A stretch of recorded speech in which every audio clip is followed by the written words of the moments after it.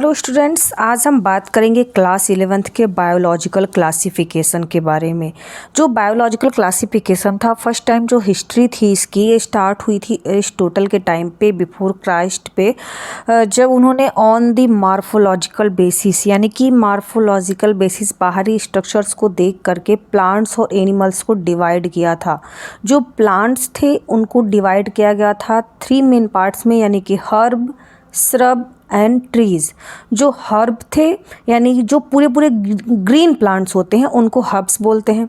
जो श्रब्स होते हैं यानी कि वो भी लचीले होते हैं, लेकिन जो उनकी स्टेम होती है वो ब्राउन कलर की होती है, थिक नहीं होते हैं, वो श्रब होते हैं। जैसे कि आपके रोज़ वगैरह देखे होंगे, तुलसी देखा होगा आपने। और तीसरे टाइप्स के जो होते हैं वो ट्रीज़ कहलाते हैं, जो कि बहुत ज़्यादा उनके स्टेम जो होते हैं वो थिक होते हैं, वो ट्रीज़ में डिवाइड किया। फिर जो एनिमल्स थे उनको आरबीसीज के बेसिस पे उनको डिवाइड किया गया, जिसमें इनाइमा नाम रखा गया और एनाइमा। इनाइमा जो थे जिनके पास आरबीसीज थी उनको इनाइमा रखा गया, जबकि एनाइमा जिनमें विदाउट आरबीसीज थे।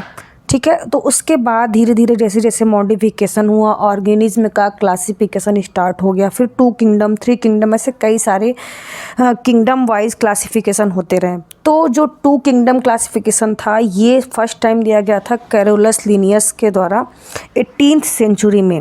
तो इन्होंने जो किया था क्लासिफिकेशन, उसको on the basis of cell wall के बेसिस पर इन्होंने उसको क्या किया, डिवाइड किया था प्लांटी और एनिमलिया में। जो प्लांट्स थे यानी कि सेल वाल को देखा, जिनके पास सेल वाल थी उनको प्लांटी में रख दिया गया, जिनके पास सेल वाल नहीं थी उनको एनिमलिया में रखा गया। जैसे प्लांटी में क्या था, एल्गीज थे, ब्रायोफाइट्स थे, टेडोफाइट्स थे, जिम्नोस्पर्म थे, angiosperm, fungi, bacteria and archaebacteria. जबकि जो एनिमलिया थे उसमें स्नेक्स को रखा गया, स्पॉन्जेस को रखा। में स्पंजेस के बाद उन्होंने जैसे कि एनिमलियम प्लेटफॉर्म को रख दिया गया, बर्ड्स हो गए, फिशेस हो गई, इवन प्रोटोजोआस को भी इसी एनिमलिया में ही रखा गया।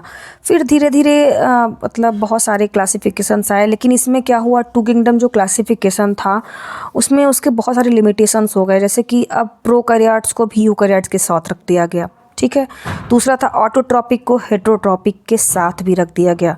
फोटोसिंथेटिक एंड नॉन फोटोसिंथेटिक जो थे वो सब एक साथ में ही आ गए। यूनिसेलुलर और मल्टीसेलुलर का भी डिवीज़न नहीं हो पाया था। तो इस तरह से ये क्लासिफिकेशन जो था वो इतना मान्य नहीं हुआ आगे चल करके। फिर आगे देखा जाए तो टाइम के साथ बहुत सारे मॉडिफिकेशंस हुए, अंडरस्टैंडिंग इंक्रीज़ हो गई। फिर क्लासिफिकेशन आया 3 किंगडम क्लासिफिकेशन, जो कि दिया गया था अर्नेस्ट हेकल के थ्रू। जो अर्नेस्ट हेकल थे इन्होंने किंगडम प्लांटी बनाया था। प्लांटी और एनिमलिया में ज़्यादा चेंजेस नहीं हुए, नए नए किंगडम्स को क्या हुआ, लाया गया।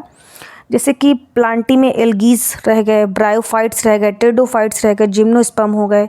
एनिमलिया में भी बहुत ज़्यादा चेंज नहीं हुए। जो प्रोटिस्टा थे उसमें क्या रखा गया, बैक्टीरिया को रख दिया गया, प्रोटोजोअन्स को रख दिया गया, डायटम्स हो गए, और फंजाई को भी उठा करके प्रोटिस्टा में ही रखा गया, जो कि यूनिसेलुलर थे। और क्या थे ये, ज़्यादातर ये यूकैरियोट्स थे। ठीक है, यूनिसेलुलर थे और यूकैरियोट्स थे। के बाद जो आया अगला क्लासिफिकेशन दिया गया था 4 किंगडम क्लासिफिकेशन। फिर वो कोपलैंड के थ्रू दिया गया था। तो कोपलैंड ने बताया, जिसे उन्होंने क्या किया कि प्लांटी किया, एनिमेलिया किया, प्रोटिस्टा रखा, और मोनेरा भी एक नया किंगडम बना दिया गया। तो इस समय अब क्या हुआ कि फंजाई के लिए एनिमलिया में तो बहुत ज़्यादा चेंज नहीं हुए, प्लांटी में भी एल्गी, ब्रायोफाइट्स, टेडोफाइट, जिम्नोस्पर्म यही सब थे।